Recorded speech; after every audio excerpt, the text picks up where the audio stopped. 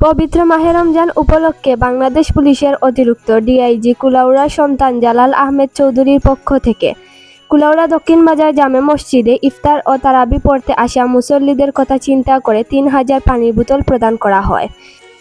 এ সময় উপস্থিত ছিলেন কুলাউড়া সাংবাদিক সমিতির সাবেক সভাপতি এম মুক্তাদির হোসেন, এলিন চৌধুরী, চিনার বক্স মসজিদের ইমাম ও মুয়াজ্জিন, সংবাদকর্মী রাফিকুল ইসলাম মামুন, রুবেল বক্স পাবেল, পিল্লু চৌধুরী, তায়েল মিয়া প্রমুখ। রিপোর্ট দৈনিক কুলাউড়ার কণ্ঠ।